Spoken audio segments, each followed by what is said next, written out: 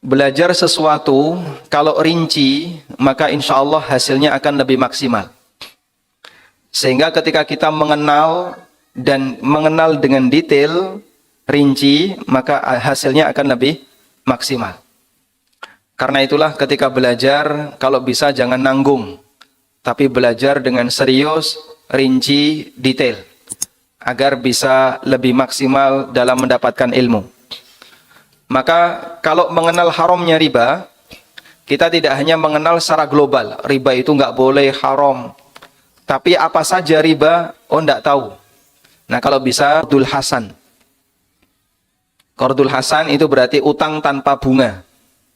Mereka sebut dengan qardul hasan. Maka riba qard adalah riba yang terjadi disebabkan akad utang piutang. Karena ini umumnya terjadi di zaman jahiliyah, sehingga para ulama menyebut riba jahiliyah. Sebab umumnya yang terjadi di zaman jahiliyah adalah riba jenis ini, yaitu riba qard. Baik. Riba inilah yang diharamkan oleh Allah dan mendapatkan ancaman keras dalam Al-Quran. Karena riba ini murni kezaliman, di mana orang utang lalu nanti saat mengembalikan dia diwajibkan untuk membayar lebih. Maka kelebihan itu adalah murni kezaliman. Sing jengene wong utang itu butuh atau tidak? Butuh tidak? Butuh. Kudune wong butuh niku ditulungi. Namanya orang butuh seharusnya diapain? Ditolong. Dipahami ya? Karena itulah Allah Subhanahu wa taala memberikan ancaman. Siapa yang minta kelebihan ketika ngutangi orang lain, padahal itu sudah dilarang, maka dia ditantang perang oleh Allah Subhanahu wa taala. Sebagaimana yang Allah firmankan di surat Al-Baqarah ayat 278 dan 279 di halaman 71. Ya ayyuhalladzina amanu taqullaha wa dharu ma baqiya minar riba in kuntum mu'minin. Wahai orang-orang yang beriman, bertakwalah kepada Allah dan tinggalkan sisa-sisa riba kalau kalian beriman. Fa illam taf'alu fa'dhanu biharbim minallahi wa rasulih.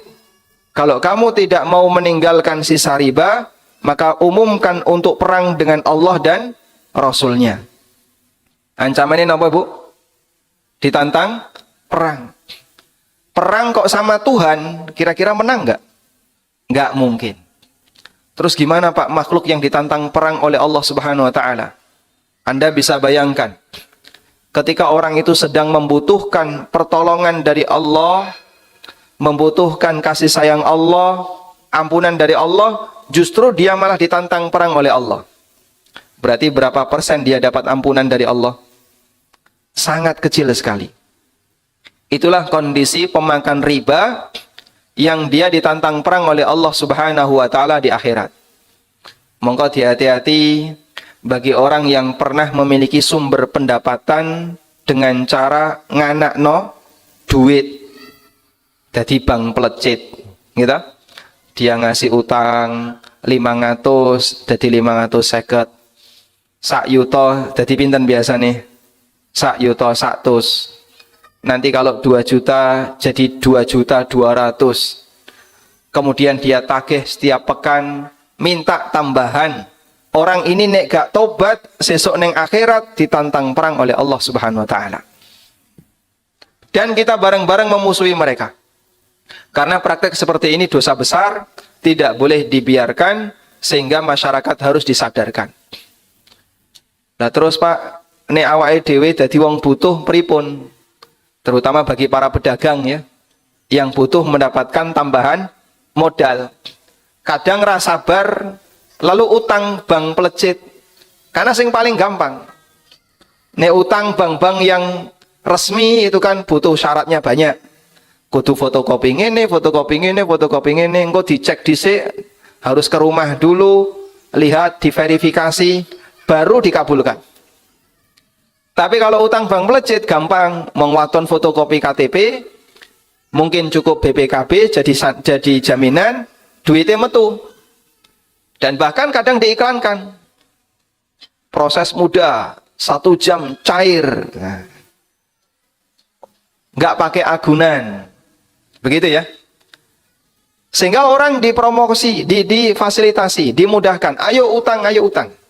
Tapi di balik itu, dia ingin mengambil keuntungan yang banyak. Orang seperti ini kalau tidak bertaubat, mendapatkan ancaman dari Allah Subhanahu wa taala kelak di akhirat, ditantang perang oleh Allah Subhanahu wa taala. Terus sing utang dosa boten? Sing utang niku dosa boten? Dosa boten? Wong dadi korban kok dosa? Dia termasuk berdosa. Kenapa? Karena dia memberi makan orang lain dengan riba. Sehingga dalam kerjasama ini sing dosa tidak hanya yang memberi utang, tapi termasuk yang berutang. Makanya kudu hati-hati ya. Kudu hati-hati. Nyuwun sewu. Biasane sing senengane utang bapak napa ibu? Ya? Dhisik bapak saiki ibu. Ibu-ibu seneng utang ya, Pak. 300, 500, cilik-cilik. Bapaknya yo melu-melu. Bapaknya malah 1 M, 2 M, tambah gede. Dalam hadis riwayat Muslim dari sahabat Jabir bin Abdullah radhiyallahu anhuma, beliau pernah mengatakan, la'ana Rasulullah sallallahu alaihi wasallam akilar riba wa mukilahu wa katibahu wa syahidai wa qala hum sawa. Rasulullah sallallahu alaihi wasallam, kata sahabat Jabir, melaknat niku tegese napa, Pak? Mendoakan keburukan. Jenengan nek didongakno elek karo wong tua pripun? Wedi. Sehingga misalnya ada orang tua yang saking jengkel sama anaknya, lalu mendoakan keburukan bagi anaknya, dirungokno anaknya mendengarkan, kira-kira gimana? Dia akan ketakutan. Sampai dia minta maaf, ibu tolong jangan doakan saya dengan doa seperti itu, wedi ndak uripe gak karuan. Itu kalau seorang manusia didoakan keburukan oleh orang tuanya, karena dia yakin sing jengene dongane wong tua niku mustajab. Sehingga dia takut. Coba bayangkan jika yang mendoakan seorang nabi. Doa nabi dengan doa orang tua lebih mustajab mana, Bu? Doa nabi lebih kuat lagi. Ada orang yang didoakan keburukan oleh Nabi SAW. Salah satu di antaranya adalah orang yang makan riba, memberi makan riba. Kata sahabat Jabir bin Abdullah, la'ana Rasulullah sallallahu alaihi wasallam akilar riba wa mukilahu wa katibahu wa syahidai. Nabi sallallahu alaihi wasallam melaknat orang yang makan riba. Makan riba niku napa? Sing nampa bunga niku wau. Bank pelecit, bank titil atau bank ribawi yang dia menerima kelebihan dari akad utang piutang. Wa mukilahu, sing ngeloloi riba, yang ngasih makan riba, yaitu nasabahnya. Utang 1 juta, bayar 1 juta 100, tambahan 100 yang dia berikan, itu berarti sama dengan apa? Memberi makan riba. Sehingga sing dosa tidak hanya yang menerima bunga, termasuk juga yang memberi bunga. Sebab dosa ini terjadi atas kerjasama akad yang dilakukan oleh mereka. Wa katibahu, sing tukang nyatet. Nyatet napa, Pak? Nyatet akad yang terjadi. Sinten niku? Notaris. Dia membuat draft akad. Sehingga dia mencatat akadnya. Wa syahidai, dan sing dadi saksi. Sing melu lungguh, melu tanda tangan, dadi saksi. Makanya kadang begini ya, ada sebagian orang yang dia itu sudah sadar riba dosa besar. Lalu ada salah satu di antara saudaranya mau utang bank, jaminannya sertifikat tanah. Nah, piyambake tanglet, Pak Ustadz, dulur kula niku pengen utang. Jaminannya sertifikat tanah. Saya diminta tanda tangan. Karena kan anggota keluarga semuanya diminta persetujuan. Tanda tangan saudara, kakak pertama, kakak kedua, termasuk suami istri. Boleh nggak saya ikut tanda tangan? Wong aku ya ora melu utang, sing utang dulurku. Wong aku diminta tanda tangan karena ini harus persetujuan satu keluarga. Sebab ini sertifikat tanah milik keluarga. Maka kita sampaikan, Allah berfirman, wala ta'awanu 'alal itsmi wal 'udwan. Jangan tolong-menolong dalam dosa dan maksiat. Ini justru kesempatan bagi jenengan. Jangan mau tanda tangan biar maksiat ini tidak terjadi. Nek jenengan ikut tanda tangan, mongko maksiat ini akan terjadi. Sehingga bertahan. Wah, nek koyo ngene marono padu sak keluarga. Itulah konsekuensi ketika orang bertahan dalam kebenaran. Yang Anda alami lebih ringan daripada apa yang dialami oleh Rasulullah sallallahu alaihi wasallam. Nabi Muhammad sallallahu alaihi wasallam itu dimusuhi oleh Abu Lahab. Abu Lahab niku sinten? Paman beliau. Pamannya sendiri. Ada di antara Bani Hashim yang memusuhi Nabi sallallahu alaihi wasallam. Sehingga sampai terjadi pecah saudara ketika Rasulullah sallallahu alaihi wasallam berdakwah. Demikian pula yang dialami oleh para sahabat. Ada di antara mereka yang pisah dengan istrinya, pisah dengan suaminya, ada yang rebutan anak, ada yang sampai perang keluarga, ada yang dimusuhi bapaknya, dimusuhi anaknya, karena konsekuensi ketika orang itu berpegang dengan kebenaran, terkadang dimusuhi oleh orang yang ingin melakukan kebatilan. Nek jenengan sabar, kuat-kuatan. Siapa yang lebih sabar, dia yang lebih kuat. Tapi kadang orang yang memegang kebenaran itu kan hatinya lebih lembut. Aku ra kuat nih dionek-onekno kaya ngono. Suwe-suwe nek ra kuat gelem tanda tangan. Nek jenengan gelem tanda tangan melu dosa. Kenapa? Karena ikut dalam praktek tolong-menolong untuk berbuat maksiat. Baik. Kemudian di sini ada keterangan Muhammad Al-Bukhari Al-Hanafi menjelaskan. La yaqdumu ala qabulir riba illa man ishtaddat hajatuhu. Tidak akan ada orang yang sudi membayar riba selain orang yang sedang terhimpit kebutuhan yang sangat mendesak. Sehingga seharusnya orang yang demikian dikasihani, disayangi dan ditolong.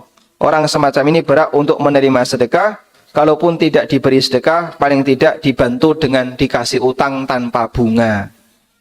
Nek jenengan boten saged sedekah, nggih minimal diutangi, rasa njaluk tambah. Begitu ya. Baik. Kemudian jamaah dimuliakan Allah, Nabi SAW juga pernah menegaskan, riba jahiliyah tidak boleh lagi diperlakukan.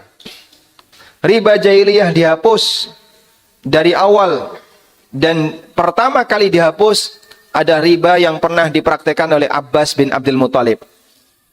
Di halaman 72 bagian akhir, Rasulullah sallallahu alaihi wasallam pernah bersabda, "Waribal jahiliyati maudu'un wa awwalu riban adauhu ribal Abbas bin Abdul Muthalib fa innahu maudu'un kulluhu." Riba jahiliyah adalah riba yang maudhu', yang dihapus.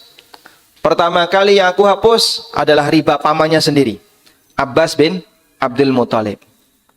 Karena dulu Abbas ini pernah nganakno duit, ngutangi masyarakat yang ada di sekitarnya, lalu beliau minta tambahan. Ketika ada ayat tentang haramnya riba, maka Nabi SAW mengumumkan, yang pertama kali saya hapus adalah riba pamanku, yaitu Abbas bin Abdul Muthalib. Artinya, maksiat itu kalaupun terjadi di lingkungan keluarga, tidak boleh dibelani karena alasan keluarga. Sehingga maksiat ya maksiat. Meskipun saya ngelakoni keluarga. Mbok saya ngelakoni anak yang tercinta, atau suaminya, atau siapapun. Yang namanya maksiat, adalah maksiat, tidak boleh dibela, meskipun pelakunya adalah keluarganya sendiri. Maka Nabi SAW mengatakan bahwasanya riba Abbas bin Abdul Muttalib aku hapus. Fa innahu maudu'un kullahu, karena semua riba itu dihapuskan. Tidak boleh lagi dipertahankan. Baik. Sekarang muncul pertanyaan. Kalau sudah terlanjur, Pak, di mana kejadiannya itu di masa silam. Lagi nek wis ndhisik-ndhisik pripun? Kan kita sudah utang. Sementara utang itu sudah berlalu di masa silam. Baik, kalau sudah terlanjur, maka yang perlu dilakukan adalah tobat, nomor 1. Jaluk ngapura kepada Allah Subhanahu wa taala atas kesalahan di masa silam yang pernah dilakukan. Pernah praktek riba, pernah utang bank, atau ngutangi orang minta tambah. Yang kedua, jika posisi kita sebagai orang yang memberi utang, maka kita hanya boleh mendapatkan senilai yang pernah kita utangkan. Saya ulang ya.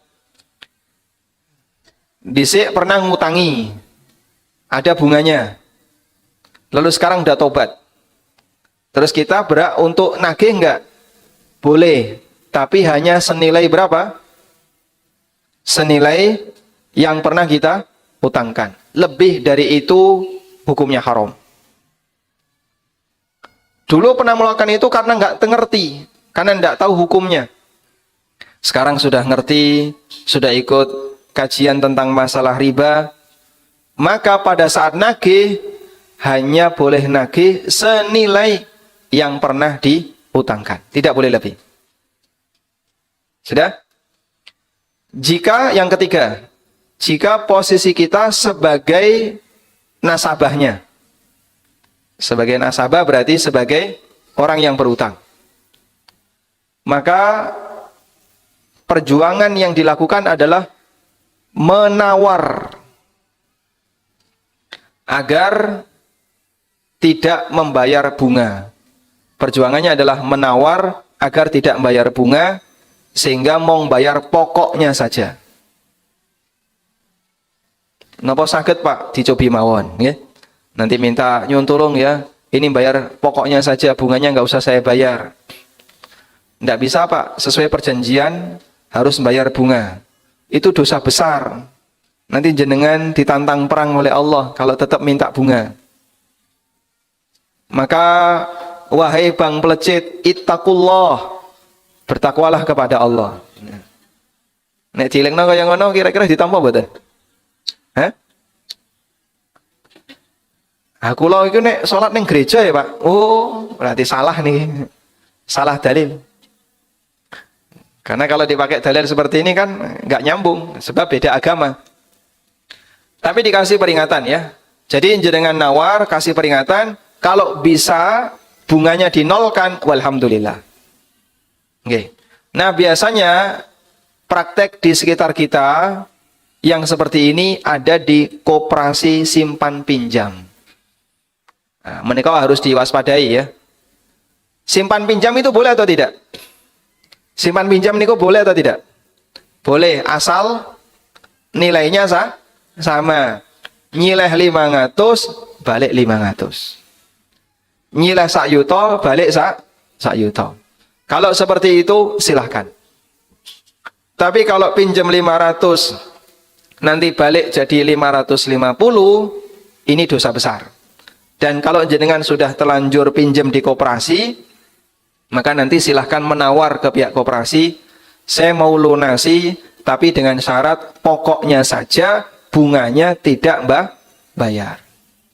Baik. Selanjutnya, apakah diperbolehkan bagi kita ketika bayar utang dikasih kelebihan? Apakah boleh nalikane bayar utang ngasih kelebihan? Di buku ini ada ya. Di buku ada riba ini. Di buku ada apa dengan riba? Itu ada. Tapi saya sampaikan di awal, meskipun pembahasan itu ada di belakang. Jawabannya dibolehkan dengan 3 syarat. Boleh dengan 3 syarat. Satu, tidak ada kesepakatan di awal. Saya ulang ya. Pertanyaannya tadi apa? Bolehkah memberi kelebihan ketika bayar utang? Jawabannya boleh dengan 3 syarat. Nomor 1, tidak ada kesepakatan di awal. Yang kedua,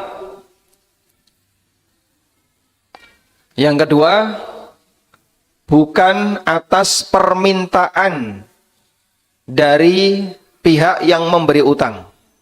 Bukan atas permintaan dari pihak yang memberi utang. Sudah? Kalau tidak ada kesepakatan di awal, tapi pihak yang memberi utang minta, ya. Misalnya, jenengan utang 1 juta, terus baleno 1 juta. Sing utangi, tanya, mosok kok ya rano tambahane to mas? Mbok saidik-saidik seikhlasnya aja enggak apa-apa. Nah, ketika dia minta, meskipun dengan kalimat seikhlasnya, berarti ini masuk kategori riba. Kok jenengan bayar? Oh nggih, nek ngono niki kula paringi 50, kula ikhlas. Ini riba yang ikhlas. Nah. Riba itu kalau ikhlas boleh atau tidak? Tidak boleh. Yang ketiga, tidak ada tradisi di masyarakat bahwa siapa yang bayar utang harus ngasih kelebihan. Tidak ada tradisi di masyarakat bahwa siapa yang bayar utang harus ngasih kelebihan. Kalau ada tradisi di masyarakat, hukumnya riba, meskipun tidak ada kesepakatan. Contoh, okay? Ada anggota RT yang baru, lalu ikut rapat RT. Kemudian di situ ada simpan pinjam RT. Piyambai melu utang 500, dikasihlah utang 500 selama 1 bulan. Nyicil, di bulan yang terakhir lunas. Ya. Pinten jenengan kula nasi? Oh niki totale gang 100, kula mendet gang 100, tak balekno gang 100. Dikasih tahu sama temennya, nek utang ya ngerti dewe. Maksudnya gimana, Pak? Ya namanya orang bayar utang ya ngerti dewe. Sing jenenge budaya utang itu seperti apa? Kowe kudu ngerti. Itu berarti tidak ada kesepakatan. Kemudian Pak RT juga nggak minta, tapi dia beralasan dengan tradisi. Mas biasane neng kene iki nek bayar utang biasane nggih kula kandhani biasane ya nambahi. Sampeyan ya kudu ngerti dhewe. Akhirnya dia nambahi. Oh nggih, niki kula tambahi 50.000 yang dia serahkan ini namanya riba ngerti dewe. Apa hukumnya? Hah? Podo ngerti ini itu haram ya. Berarti podo ngerti ini itu haram. Ini tradisi yang menyebabkan kelebihan itu jadi haram. Dulu ada seorang sahabat yang bernama Abdullah bin Salam. Abdullah bin Salam niki sahabat yang dulu mantan Yahudi, mantan pendeta Yahudi. Setelah wafatnya Nabi SAW, para sahabat itu kan nyebar ke berbagai kota. Para sahabat itu nyebar ke berbagai kota. Abdullah bin Salam tinggal di sebuah kota, di mana dalam kota itu ada kebiasaan, siapa yang bayar utang harus membawa sekeranjang hadiah. Boh isine buah, nopo isine kurma atau yang lain. Pokoknya bawa hadiah. Suatu hari datang Abu Burdah. Datang Abu Burdah. Abu Burdah niki ulama tabi'in. Lalu ketemu Abdullah bin Salam.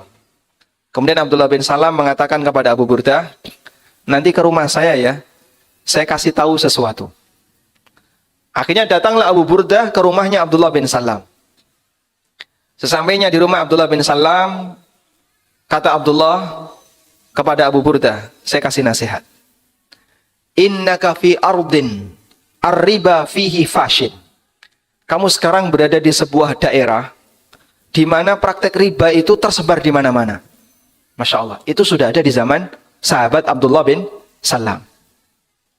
Wa inna min abwabir riba, dan termasuk di antara pintu riba yang ada di sini, ada orang yang ngutangi orang lain.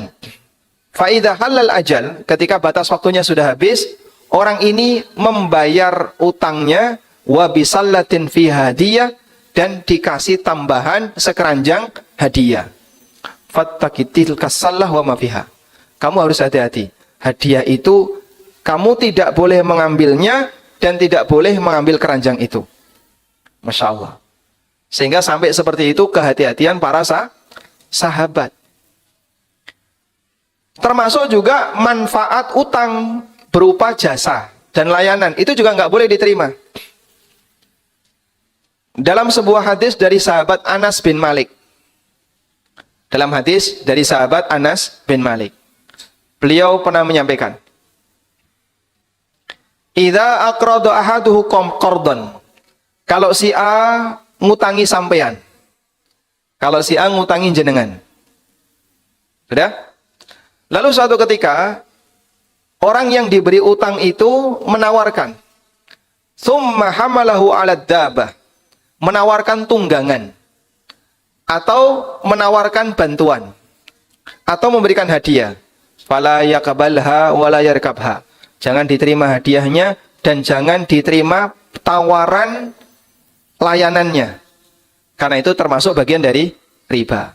Contoh ya, jenengan ngutangi tukang ojek atau tukang becak. Diutangi 500. Ketemu neng pasar. Monggo Bapak Ibu kula terne muleh pun gratis boten napa-napa, pangapunten kula dereng saged bayar utang. Ini kata Anas bin Malik tidak boleh diterima. Kalau jenengan terima, alhamdulillah entuk boncengan gratis. Ini layanan riba, tidak boleh diterima. Contoh kehati-hatian para sahabat di masa silam. Sekarang ada kasus ya. Ada kasus. Ada seorang istri utang suaminya. Mas kula utang. Piro? 5 yuto. Bunganya piro? Pakai bunga enggak? Ora usah nggo bunga. Nanti sampean tak pejeti tiap malam. Ini boleh atau tidak? Boleh atau tidak? Hah? Menjeti bojone boleh atau tidak? Enggak boleh. Pripun, Bu? Sampeyan utang bapak gitu. Tapi jenengan kasih janji, engko nek bapak ngutangi kula, nanti tiap malam tak pejeti. Ini pejet riba atau bukan? Hah? Riba nggih? Jadi nggak boleh ya? Boleh atau tidak kayak gini? Nggak boleh. Pun nate ngeten iki. Dereng. Nanti malam mau dipraktekkan. Hah? Sampaikan saja ke suaminya. Ya, sehingga sampaikan ke suaminya ya. Wis to Pak, ra usah diutangi dikekno wae 5 yuto. Alhamdulillah. Sehingga nanti pejetnya pejet gratis. Bukan termasuk riba.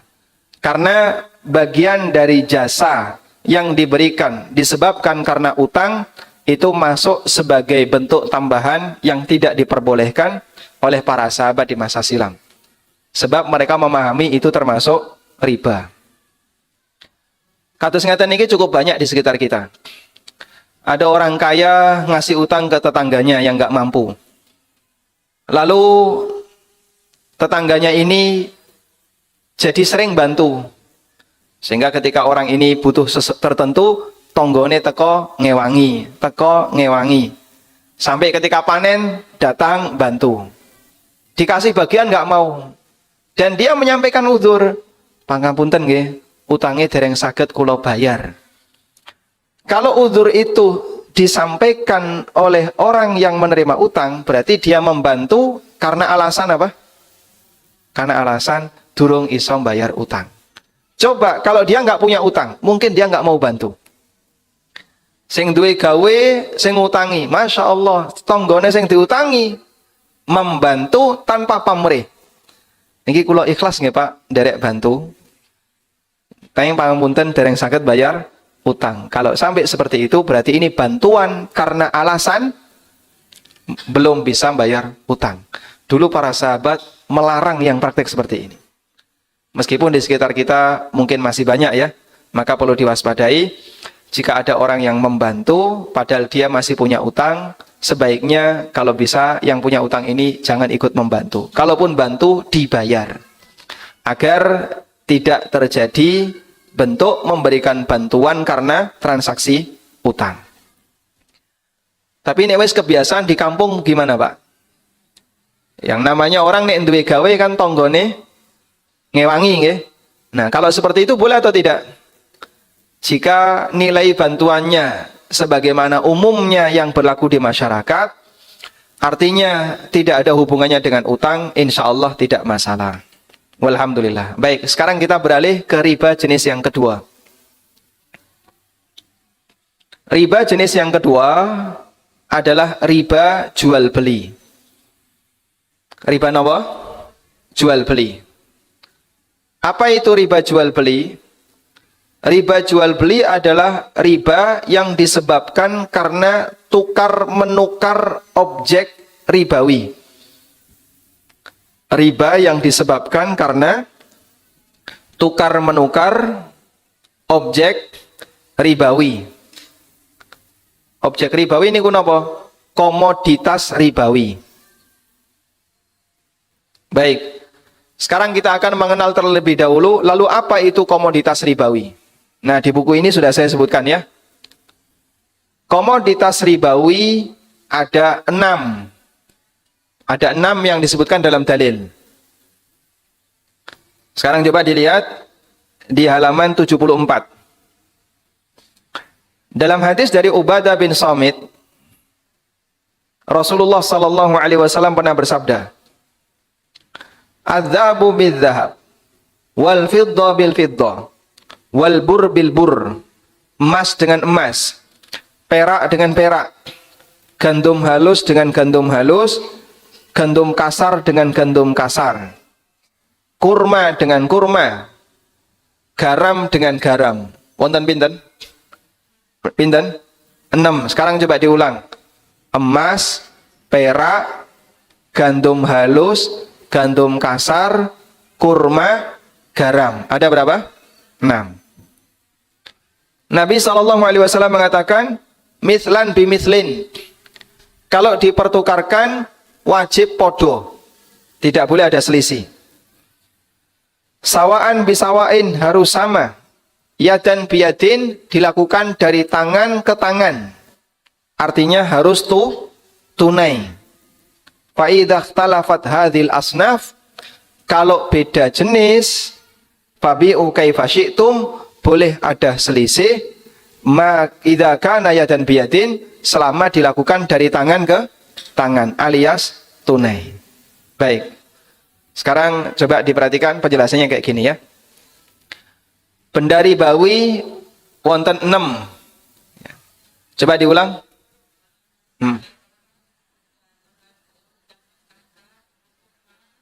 Baik. Emas, perak, sampai garam ya. Dari 6 ini dibagi menjadi 2. Benda ribawi ada 6 dibagi menjadi 2. Benda ribawi kelas 1, benda ribawi kelas 2. Dibagi jadi 2, kelas 1 dan kelas 2. Yang kelas 1 emas dan perak. Yang kelas 1 emas dan perak.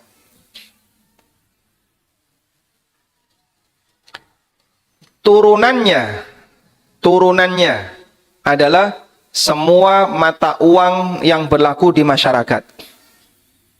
Turunannya adalah semua mata uang yang berlaku di masyarakat. Sudah di sini dipahami insyaallah? Baik. Yang kelas 2. Gandum halus, gandum kasar, kurma dan garam. Turunannya adalah semua bahan makanan pokok yang bisa disimpan. Turunannya adalah semua bahan makanan pokok yang bisa disimpan. Contohnya apa? Beras, tepung, gula, dan seluruh turunannya. Termasuk minyak goreng. Ini semuanya adalah turunan benda ribawi jenis yang kelas yang keberapa? Yang kedua. Baik. Sampun? Sekarang aturannya. Aturannya kalau di buku di halaman 76 ya. Sebenarnya kalau punya buku bisa dibaca. Ini saya sampaikan ringkesannya saja.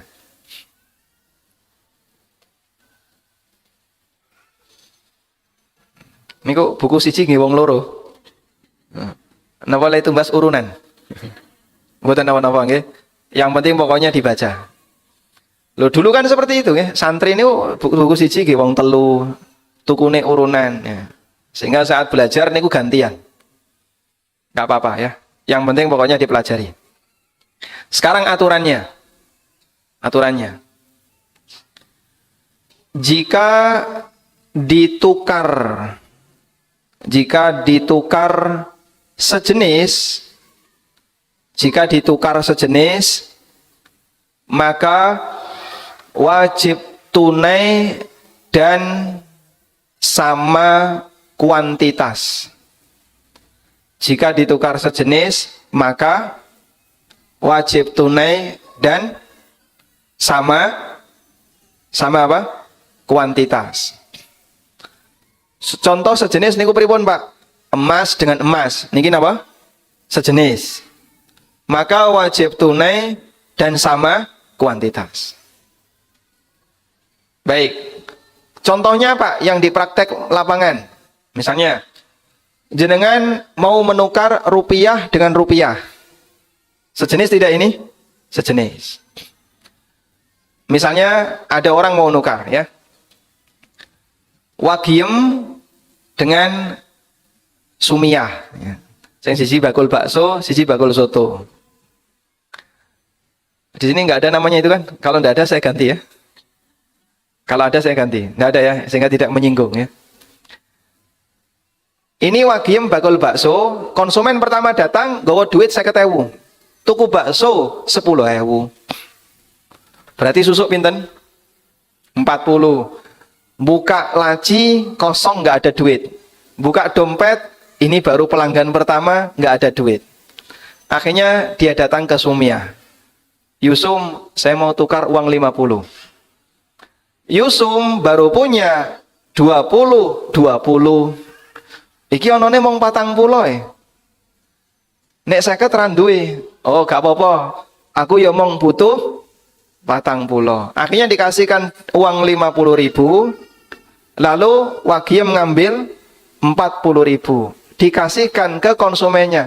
Niki susu 40.000. Konsumen pulang. Sudah? Praktek yang terjadi antara wagiem dengan sumiyah ini riba nasi'ah. Kok bisa, Pak? Karena tidak sama. Sing siji 50.000, sing siji pinten? 40. Berarti sama atau beda? Beda. Yang 10 nyusul. Engko gampang sing 10, engko nek aku wis entuk duit 10 tak gekno awakmu. Ini ndak boleh. Kalau ini dilakukan jadinya praktek riba. Bakul neng pasar kaya ngene iki gak ngerti. Pernah mengalami kejadian kayak gini Ibu-ibu? Nah ya, di pasar banyak yang kayak gini. Banyak. Nukar uang 50, ya sudahlah saya butuhnya cuma 30, dikasih 20, 10. Sing 20 nyusul. Menyusul ini masuk dalam kategori riba nasi'ah. Hukumnya terlarang. Wah, nek koyo ngene kathah, Pak. Di tengah masyarakat. Makanya inilah manfaatnya belajar, karena orang kalau belajar dia bisa lebih hati-hati dalam bersikap dan bertransaksi. Sudah? Nah, karena itu kalau sudah ngerti, sampaikan kepada teman-temannya yang lain. Kowe nek ijol duit kudu podo, cacai podo. Utuh 50.000 dengan pecahan 20, 20, 10 harus sama. 100.000 dengan 50 berarti kudu dapat 50, 50 dengan 100.000 harus sama. Tidak boleh ada yang berbeda. Dipahami insya Allah ya? Baik. Contoh yang lain. Ada orang punya emas, cincin emas ya. Dia punya cincin emas yang dibeli pada tahun 2000. 20 gram. Insya Allah. Cincin emas 20 gram dibeli tahun 2000. Iku antepe kaya apa ya? Lalu di tahun 2020 mau ditukar dengan cincin emas yang sama. Biasanya cincin itu pinten gram? Hah? Biasanya pinten gram? 3 atau 5? Ya, baik, 5 saja ya. Ini beli cincin emas 5 gram di tahun 2000. Tahun 2020 mau ditukar dengan cincin emas yang baru. Ditukar dengan cincin emas yang baru di tahun 2020. Dengan berat yang sama, 5 gram juga. Pertanyaannya, nombok atau tidak? Nombok nggih? 5 gram yang lama plus 200.000 nanti bisa dapat 5 gram yang baru. Tambahan 200.000 menika masuk kategori riba fadl. Karena kan emas dengan emas, tapi ada tambahan duit. Tambahan ini masuk kategori riba fadl. Lah biasanya kaya ngono ya Pak. Berarti sekarang jangan biasa nih. Harus ada perubahan.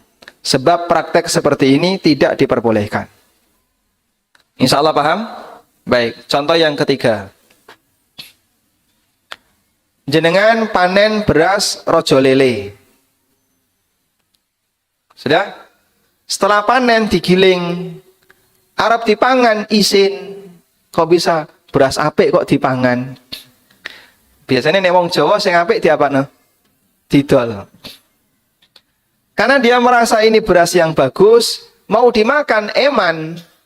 Akhirnya dia tuker ke temennya yang punya beras raskin. Atau beras 64. Ya. Aku duwe beras rojo lele 2 kintal. Tak tukar karo beras 64 punya kamu. Tukar 3 kintal. 2 kintal ditukar 3 kintal. Sing rojo lele 2 kintal, sing beras 64 3 kintal. Praktek kayak gini riba fadl. Tidak boleh. Buatan parang nggih. Ada yang kayak gini. Misalnya beras 64 karo bramung. Nah, ditukar. Ini Pak Ustadz kok ngerti beras toh? Kulon dhisik bakul beras. Jadi ini ditukar dengan ini. Ketika ada selisih karena beda kualitas, itu masuk dalam kategori riba fadl. Hukumnya tidak boleh. Sehingga beras kalau ditukar dengan beras wajib sama beratnya. Nek jenengan kemarin nukar beras 64, nanti ditukar dengan beras bramo atau beras yang lain harus sama. Ini 2 kintal, ini 2 kintal. Tidak boleh ada yang beda. Nah sekarang ada kasus gabah dijualnya beras, itu boleh atau tidak? Ada petani panen, lalu dia nggawa gabah diantarkan ke gilingan ya. Dia panen bawa gabah diantarkan ke penggilingan. Nggawa gabah 2 kintal ditukar karo beras karo tengah kintal. Ngoten nggih? Itu boleh atau tidak? Boleh atau tidak? Tidak boleh. Kenapa? Karena ada selisih. Terus solusinya bagaimana, Pak? Solusinya dijual dulu. Beras 2 kintal didol entuk duitnya dipakai, atau gabah 2 kintal dijual, dapat uangnya dipakai untuk beli beras. Dapatnya berapa? Silahkan. Meskipun nanti ada selisih. Nah, kita perhatikan banyak petani yang praktek di penggilingan tuh kayak gitu. Sehingga dia datang bawa gabah, mulai bawa beras. Tapi berasnya bukan gabah dia yang digiling, beras yang sudah jadi, yang sudah gilingan. Nah, itu kalau beda, tidak boleh. Yang boleh ini dijual dulu, setelah dapat duit, dipakai untuk beli beras. Tengupit ngaten niku mboten? Di sini kayak gitu? Enggak ya. Kalau di sini kan di masjid enggak ada jualan beras ya. Engko nek ning kampung ya beda lagi. Sudah? Sekarang aturan yang kedua. Aturan yang kedua. Apabila beda jenis tapi satu kelas. Beda jenis satu kelas. Maka wajib tunai. Beda jenis satu kelas, wajib napa? Tunai. Tidak boleh ada yang tertunda. Contohnya napa, Pak? Emas dengan perak itu beda jenis satu kelas. Kalau dipertukarkan, nukar emas dengan perak wajib tunai. Meskipun boleh ada selisih. Misalnya emas 1 gram ditukar dengan perak 100 gram, monggo silahkan, boleh. Contoh yang lain, uang dengan emas itu satu kelas. Uang dengan emas niku napa? Satu kelas. Maka kalau dipertukarkan wajib tunai. Karena wajib tunai, maka tidak boleh beli emas secara kredit. Kredit emas niku riba nasiah. Kenapa kok riba? Karena tidak tunai. Emasnya sekarang, uangnya menyusul dicicil. Itu tidak boleh masuk dalam kategori riba nasiah. Baik. Pernah seperti ini? Ada kayak gini di lapangan? Jual beli emas kredit? Banyak ya. Sehingga ini tidak boleh, karena ini kalau dilakukan masuk riba nasiah. Sudah? Contoh yang lain pripun, Pak? Jual beli emas online niku nggih boten pareng. Jenengan melihat di online, lalu beli emas. Sudah transfer uangnya. Nanti emas dikirim. Nah, emas dikirim ini kan berarti tidak tunai antara uang dengan emas. Ketika itu terjadi, maka ini termasuk di antara bentuk riba nasiah. Masya Allah, Pak, apa-apa kok ya ora entuk. Nah, iki ra oleh. Ini masalahnya kita sedang menyebutkan daftar kesalahan yang terjadi di masyarakat. Sehingga yang kita bahas adalah praktek riba di kalangan masyarakat. Nah, ini kita petani nggal siji satu demi satu, biar nanti orang itu paham. Nah, kalau paham, agar dia punya semangat untuk meninggalkan. Baik, berarti kalau beli emas, caranya gimana? Ono duit, ono emas dalam satu tempat, tidak boleh tertunda. Sehingga kalau orang itu beli emas, wajib tunai. Dodolan emas juga harus dibayar secara tunai. Nek sing tuku orang jauh bagaimana?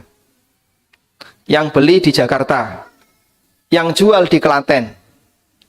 Bagaimana solusinya agar bisa terjadi jual beli emas jarak jauh? Di YouTube ANB Channel itu ada salah satu penjual emas mini gold, ya. Beliau sering bertanya tentang masalah ini. Karena beliau jualannya ada di daerah A, pembelinya dari Jakarta, dari Surabaya, dari mana-mana. Dan tidak mungkin hanya untuk beli emas 0,1 gram, teko ke kotanya, itu biayanya lebih mahal. Emasnya harganya cuma 100.000, 200.000. Terus solusinya bagaimana? Solusinya adalah ada wakil. Ada apa? Wakil.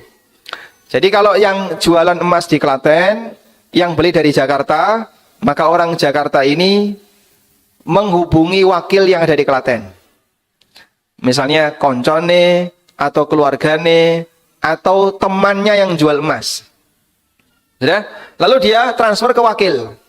Aku tulung untuk ono emas 5 kilo sing bakul ning Klaten. Iki duitnya tak transfer, ya. Transfer ke si A ini. Nah, si A ini sebagai wakil. Nanti si A datang ke toko emas terus bertransaksi dari tangan ke tangan. Ini emas, ini uang dibayar. Sudah? Setelah diterima oleh wakil, selanjutnya wakil mengirim ke Jakarta. Nah, ini solusinya sehingga tetap bisa jualan emas jarak jauh. Walhamdulillah. Aturan yang ketiga. Pon pinten niku? 2 ya? 2. Sekarang yang ketiga. Apabila ditukar beda kelas,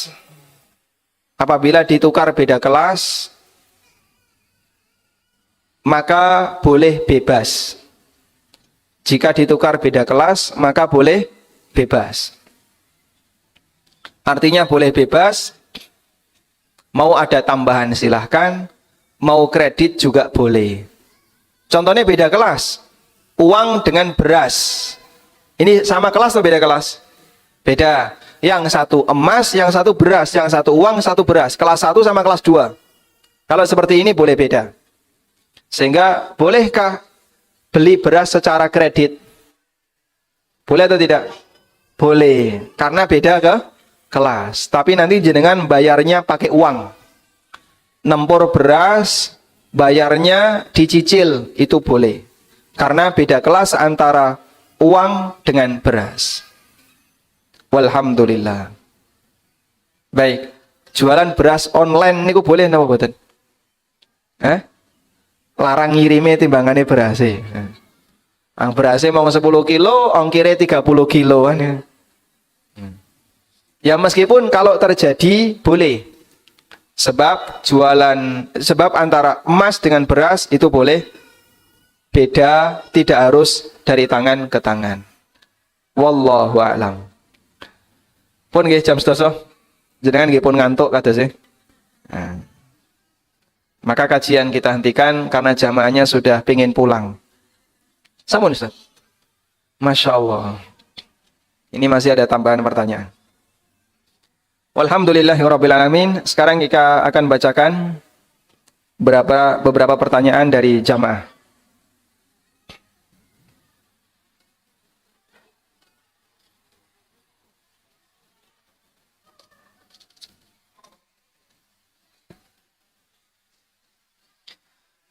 Pertanyaan yang pertama, bagaimana ketika pas butuh banget, tapi tidak ada yang mau nolong, jadi terpaksa utang bank, karena sing gelem nolong mong bank.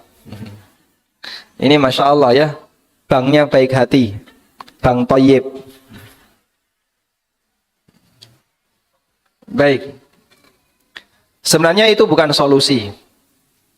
Makanya kalau bisa, perlu dilakukan kerjasama antar sama kaum muslimin. Yang diajarkan dalam Islam, kalau ada orang yang butuh, maka dia boleh minta zakat. Orang yang butuh boleh apa? Minta zakat. Datang ke Lazis, lalu sampaikan, saya butuh. Ini surat dari RT yang menyatakan kalau saya butuh. Sehingga nanti berhak untuk mendapatkan zakat. Karena orang yang membutuhkan, dia berhak dapat zakat. Kalau zakat masih kurang, bagaimana Pak? Kalau masih kurang, dia boleh minta lagi ke badan amil yang lain. Sampai kebutuhannya tertutupi. Sehingga orang miskin ditutupi kebutuhannya dengan cara dia berhak untuk minta zakat. Masalahnya, nek dana zakatnya habis. Sementara kebutuhannya masih besar. Dan tidak ada yang mau membantu. Dalam kondisi seperti ini, apakah diperbolehkan bagi dia untuk melakukan utang riba karena sudah tidak ada solusi yang lain. Baik, ini saya buka fatwa, meskipun tolong jangan sampai disalahgunakan. Fatwa yang pernah diterbitkan oleh sebagian ulama, dan termasuk diantaranya adalah Lajnah Daimah. Bagi orang yang betul-betul kepepet, sampai mepet sudah ya. Sudah tidak ada solusi yang lain. Sementara nggak ada yang bisa ngasih utang, nggak ada yang bisa ngasih solusi yang lain, dia boleh utang riba. Pilihan terakhir. Dan sampaikan kepada yang memberi utang bahwa dia sebenarnya tidak mau. Namun karena terpaksa, sehingga nanti yang nanggung dosa adalah yang memberi utang dan minta bunga. Itu yang nanggung dosa. Itu kalau sudah nggak memungkinkan, sehingga dia utang riba dalam posisi apa? Terpaksa. Wallahu a'lam.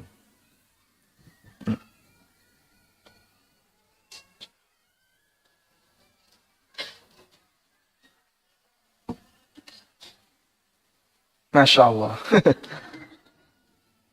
Ini dikirimi sakmene akeh ya.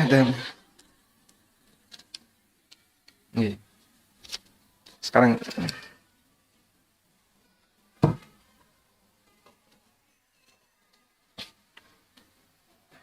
Assalamualaikum. Waalaikumsalam.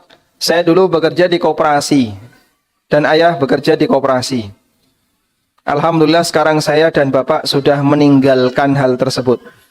Bagaimana cara tobat dari harta haram? Karena bapak sudah hampir 20 tahun bekerja di koperasi tersebut.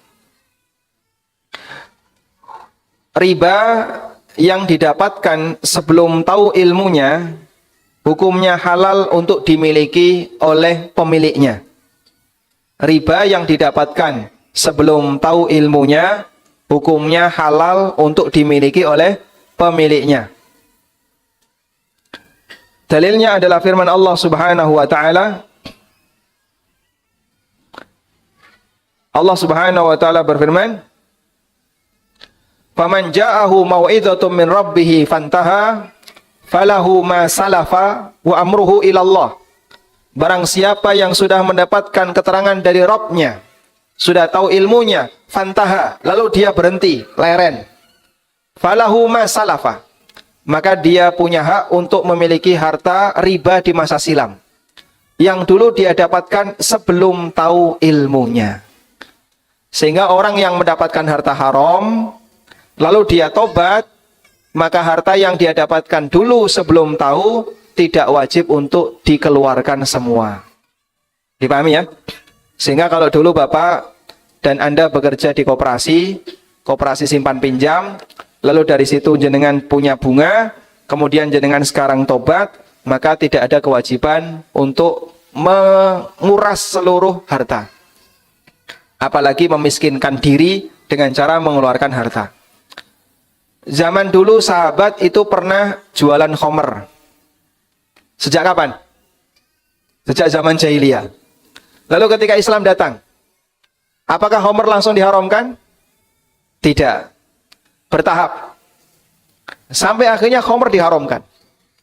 Dan ketika khamr diharamkan, Nabi SAW hanya meminta, buang semua khamr yang kalian simpan. Sementara hasil uang yang didapatkan di masa silam oleh Rasulullah SAW, beliau tidak perintahkan untuk dikeluarkan. Karena ini didapatkan sebelum ada ayat yang mengharamkan khamr. Maka berlaku bagi masyarakat di zaman sekarang, orang yang tidak mengetahui ilmunya, lalu dia melakukan praktek yang haram, terus dapat duit. Begitu tahu ilmu, dia tidak punya kewajiban untuk mengeluarkan hartanya.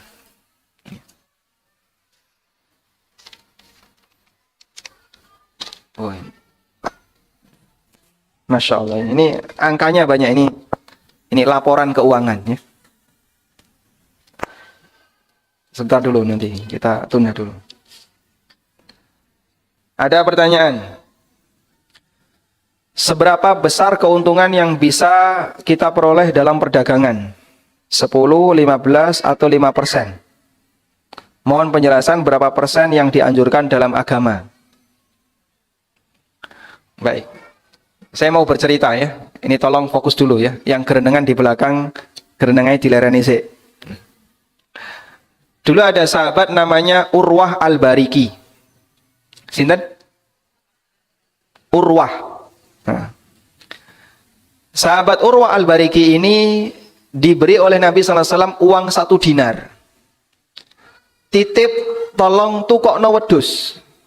Belikan kambing. Lalu berangkatlah Urwah ke pasar kambing. Ya? Sampai di sana dengan uang 1 dinar, Urwah bisa membeli 2 ekor kambing. Terus dibawa sama Urwah. Di perjalanan ada orang yang pingin beli salah satu. Akhirnya dijual oleh Urwah 1 ekor dengan harga 1 dinar.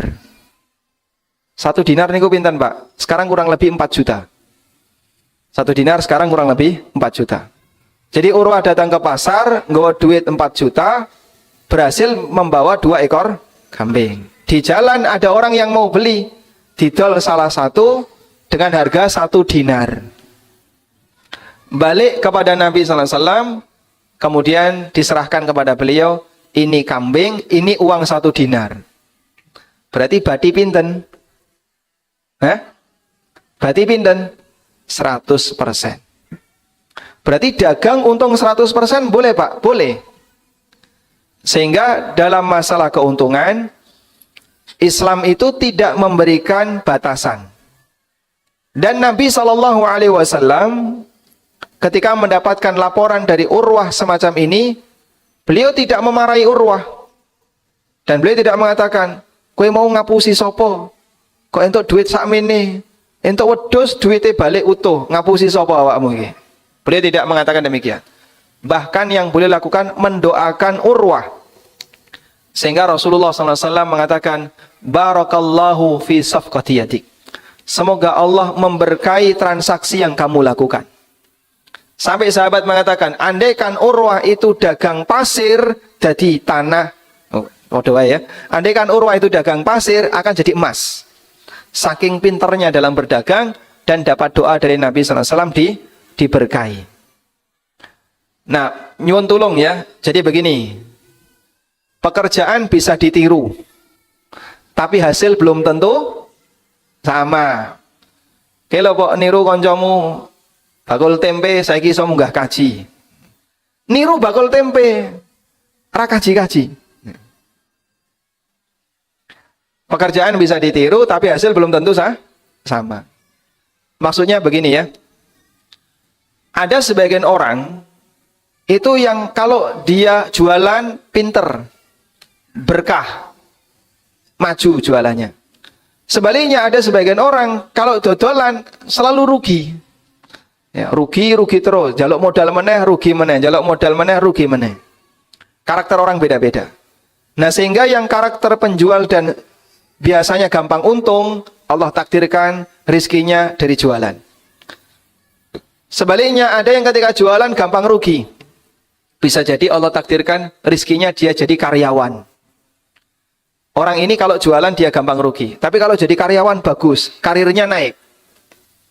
Allah membagi rizki sesuai dengan apa yang dia kehendaki. Maka jenengan tidak perlu maksa bojone, kalau Pak tiru tonggomu kayak pinter dagang. Belum tentu nek bojone jenengan dagang hasilnya podo karo tonggone. Karena usaha bisa ditiru, tapi hasil itu bagian dari takdir Allah sesuai dengan apa yang Allah kehendaki. Baik. Karena itu untuk jualan ngambil untung 100% hukumnya boleh. Tapi yang tidak boleh adalah menjual melebihi harga pasar, itu tidak boleh. Menjual barang melebihi harga pasar, itu tidak boleh. Kenapa, Pak? Itu sama dengan bodoni konsumen. Contoh, ya. Klaten niku makanan khasnya apa? Soto seger, ya. Ada orang jualan soto. Lalu datang mobil plat B Jakarta, ra ngerti rego. Beli soto 2 mangkok. Selesai makan tanya, pinten 50.000. Soto 2 mangkok kok 50.000. Ini menjual di atas harga pasar. Ceritanya ngeten nggih.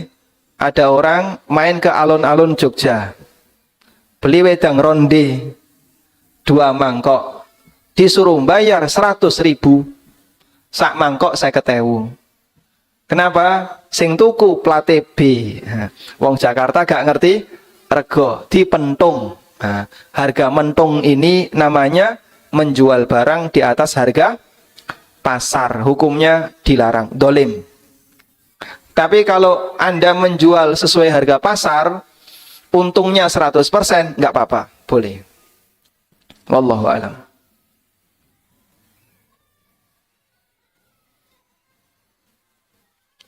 Jika seorang mengambil pinjaman di bank konven, tapi karena dia tahu kemudian dia uang pinjaman itu adalah riba, maka dia enggan bayar pinjaman itu. Padahal uang itu sudah dia gunakan, tapi dia tidak mau bayar. Bagaimana dengan hal tersebut? Baik. Kalau utangnya tetap wajib dibayar. Utang 10 juta, bunganya 2 juta. Yang wajib dibayar yang mana? Pinten? Wis do ngantuk ya kayaknya. Mboten sah suwe-suwe niki. Utang 10 juta. Bunganya 2 juta. Yang wajib dibayar yang mana? Yang 2 juta enggak boleh dibayar. Sehingga kalau beliau bayar pokok, insya Allah sudah terbebas dari tagihan di akhirat. Tapi ini gak gelem bayar sama sekali, nanti yang memberi utang berak nagih di akhirat. Sehingga pokoknya harus tetap dibayar. Wallahu a'lam. Bagaimana hukumnya naik haji dengan biaya talangan haji? Kalau baru tahu hukumnya bagaimana? Apa dengan umroh bisa diniatkan untuk menyempurnakan haji? Takut dulu hajinya tidak diterima. Memang yang namanya haji tidak semuanya dilakukan dengan baik ya. Ada orang yang haji tapi uangnya nggak benar. Ada juga orang yang haji tapi dengan cara yang ngapusi ya. Ada yang dengan cara nipu dan seterusnya. Makanya bisa jadi hajinya bukan haji mabrur tapi jadi haji gur. Nah itu bahaya ya.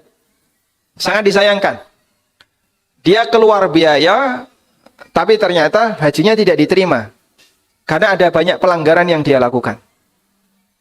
Karena itu tolong dalam melaksanakan ibadah yang sifatnya mengeluarkan harta, harta yang Anda keluarkan adalah harta yang bersih. Sebab Allah tidak menerima kecuali yang baik. Innallaha thayyibun la yaqbalu illa thayyiba. Allah itu maha baik dan Allah tidak menerima kecuali yang baik. Sehingga kalau sumbernya dari harta yang buruk, maka ibadah itu tidak diterima. Dalam hadis yang lain, Nabi SAW bersabda, La yaqbalullahu salatan bi ghairi tuhur, wala sadaqatan min ghulul. Allah tidak menerima salat tanpa bersuci, dan Allah tidak menerima sedekah dari hasil korupsi. Nah, duitnya uang kok gak sedekah? Kalau sedekah ya pakai uangnya sendiri, jangan pakai uang orang lain. Sehingga sedekah hasil korupsi, kata Nabi SAW, tidak diterima. Kurban tapi duitnya duit haram, ini bisa jadi tidak diterima. Makanya ibadah yang bentuknya mengeluarkan harta, pastikan uang yang dipakai untuk digunakan ibadah itu adalah uang yang halal. Wallahu a'lam. Solusinya kalau sudah terlanjur dulu ya, itu terjadi di masa silam. Ya solusinya berangkat lagi.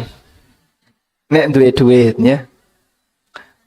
Karena kan itu kejadian di masa silam ya. Arab dibaleni nggih pripun, berarti berangkat lagi. Kalau tidak ada dana bagaimana? Apalagi sekarang haji daerah Jawa Tengah pinten tahun? Jogja itu kan sudah sampai 30-an. Kalau Jawa Tengah pinten tahun? 20-an, masih di angka 20-an. Karena kan per regional provinsi ya. Wah nek daftar saiki umure wis 40 atau bahkan 50 gek daftar. Nggih, tawakal ala Allah. Mbok sik urip mbok ora pokoke daftar. Karena sekarang jadi sangat susah ya.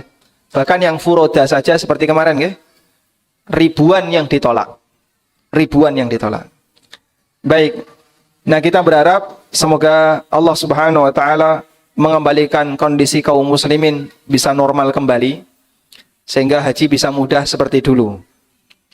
Cuman yang sudah pernah haji dengan cara talangan sebelum tahu ya, karena dulu tidak ngerti, semoga Allah memberikan ampunan dan berdoalah agar pahala ibadah yang kita kerjakan diterima oleh Allah Subhanahu wa taala. Dugi jam pinten nih? Ya? Masih ada waktu ya? Masih 15 menit lagi, Ustadz. Ampun dong ngantuk nih, Bu. Bisa tanya langsung, Ustadz. Nggih, monggo, pripun? Bismillahirrahmanirrahim. Ibu-ibu di warga setempat itu mengadakan arisan maupun simpan pinjam. Kemudian tabungan yang dipinjamkan itu kepada anggota itu dipersilahkan dengan memberikan infak seikhlasnya seperti itu, apa dibolehkan. Kemudian hasilnya nanti dibelikan untuk kepentingan warga. Nah, itu apa termasuk riba atau bukan? Baik. Jadi tambahan apapun yang dipersyaratkan di saat transaksi utang piutang itu masuk kategori riba. Tambahan apapun yang disyaratkan dalam transaksi utang hukumnya riba. Baik pakai nominal maupun seikhlasnya. Sebab seikhlasnya itu kan angkanya ya. Seberapapun monggo, yang penting seikhlasnya. Tapi minta tambahan. Nah itu tidak boleh. Namun kalau sifatnya hanya pemberitahuan, seperti yang tadi saya sampaikan ya. Jenengan kalau utang lalu bayar utang, ngasih kelebihan itu boleh, silahkan. Kami tidak minta dan kami juga tidak membuat kesepakatan seperti itu dan di sini tidak ada tradisi seperti itu. Kalau tiga ini terpenuhi, lalu atas inisiatif pribadi dari orang yang berutang ngasih tambahan, silahkan diterima. Boleh. Sehingga sifatnya hanya informasi. Boleh monggo ngasih tambahan. Nanti uang tambahan itu dikumpulkan akan digunakan untuk kegiatan sosial atau fasilitas bersama, monggo. Sebenarnya kalau itu fasilitas bersama, pakai dana wakaf boleh. Misalnya, RT butuh sound system, mikrofon wireless yang bisa dibawa kemana-mana. Monggo jenengan bagi para jamaah yang mau ikut wakaf, harganya 1.500.000. Ngono sing wakaf 100, wakaf 200 ditompo. Jadilah benda itu, insya Allah yang turut nyumbang dapat pahala. Selama ini dipakai. Sebab benda yang dipakai untuk kemaslahatan bersama itu boleh melalui perwujudan dana wakaf. Dan itu solusi yang kita berikan. Sehingga nggak perlu pakai simpan pinjam, nggak perlu apa, pakai wakaf saja. Biar nanti orangnya dapat pahala.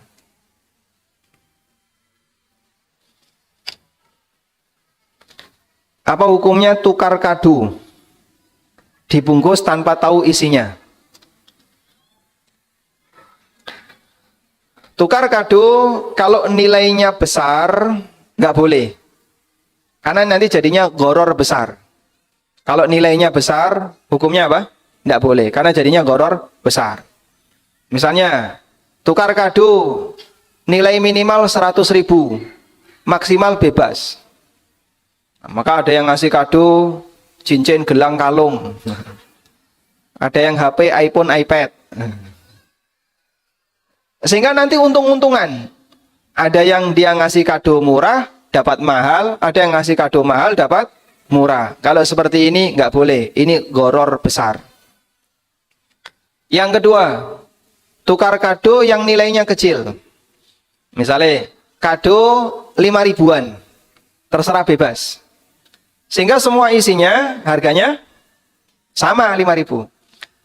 lalu nanti dibawa ke sekolah saling ditukar, insya Allah tidak masalah karena ini gharar yang kecil dan gharar kecil diperbolehkan. Wallahu a'lam.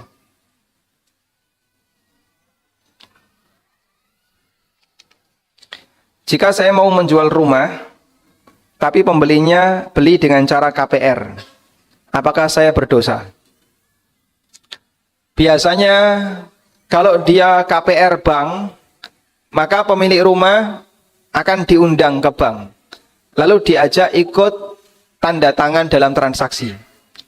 Kalau ini yang terjadi dan jenengan ikut tanda tangan, maka berarti masuk ta'awun dalam dosa dan maksiat, dan jenengan jadi saksi. Ini waliyadzubillah kena laknat Rasulullah sallallahu alaihi wasallam. Jangan sampai dilakukan. Udah? Tapi kalau yang dilakukan yang kedua, begini ya. Pokoknya saya nggak mau berurusan dengan bank. Sampean mau cari duit dari mana terserah. Yang penting saya dapat uang tunai dari jenengan, dari konsumen. Nah, masalah konsumen mau cari duit dari mana terserah konsumen. Insya Allah diperbolehkan. Meskipun dia utang bank, berarti penjualnya tidak berurusan dengan utang bank yang dilakukan oleh konsumen. Wallahu a'lam.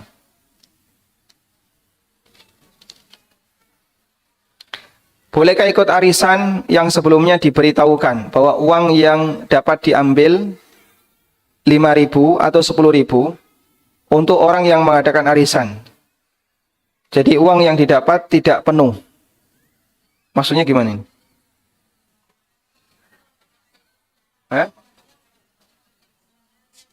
Potongan. Potongannya 5.000 atau 10.000. Berarti gak podo. Gak seragam. Oh, dipotong 5.000. Baik. Solusi yang bisa saya sarankan, pisahkan antara pendaftaran dengan arisan. Pisahkan antara pendaftaran dengan arisan. Misal ya, arisan ini biasanya neneng Klaten 10 juta. Gitu. 10 juta per pekan. Setiap Jumat store 10 juta. Misalnya ya. Jenengan amin kan betul nama betul. Kok diguyu, Mas? Baik. Lalu nanti bandar dapat potongan 100.000. Maka potongan untuk bandar dikasih di depan saat pendaftaran. Yang pengen melu daftar neng bandar, dia datang ke bandar bayar 100.000. Sudah?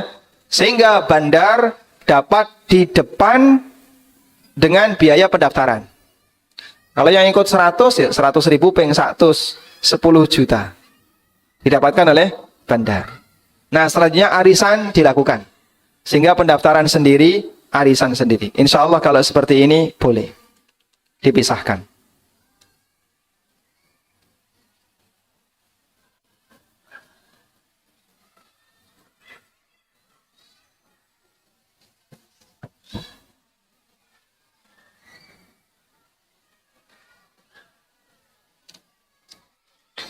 Misalkan utang di bank syariah terdapat denda. Denda tersebut dimasukkan ke lazis. Apakah denda tersebut termasuk riba? Saya pernah mempelajari bagian ini. Jadi ada sebuah buku ya, judulnya Ma'ayir Syariah. Itu juklak untuk perbankan syariah internasional yang diterbitkan di Bahrain. Jadi buku ini menyebutkan tentang keterlambatan yang terjadi pada nasabah. Kapan boleh diberi denda? Ada rincian. Jika nasabah terlambat bayar karena tidak mampu, maka tidak boleh ada denda.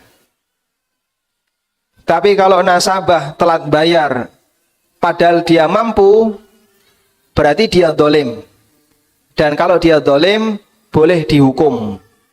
Hukumannya itu dengan cara diberi denda.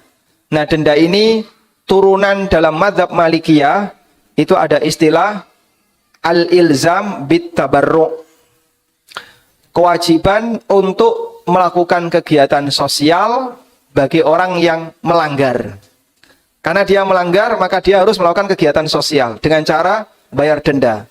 Nah, denda ini oleh bank dijadikan sebagai pendapatan non halal. Dijadikan sebagai pendapatan non halal. Lalu dimasukkan ke lazis. Sudah? Ini boleh dengan syarat denda itu diberlakukan bagi nasabah yang nggak bayar padahal mampu. Tapi kalau nasabahnya nggak bisa bayar, denda ini tidak boleh dilakukan. Wallahu a'lam. Baik, ini masih banyak sekali pertanyaan.